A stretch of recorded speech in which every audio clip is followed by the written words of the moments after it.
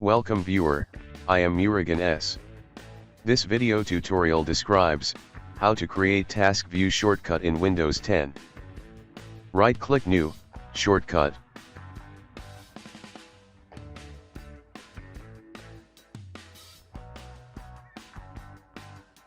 Copy .exe from description and paste it. Click Next. Change shortcut name.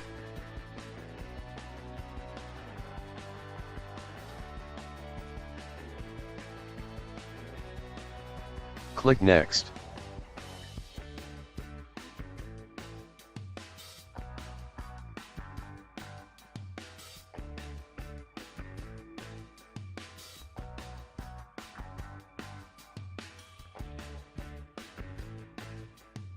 Thanks for watching.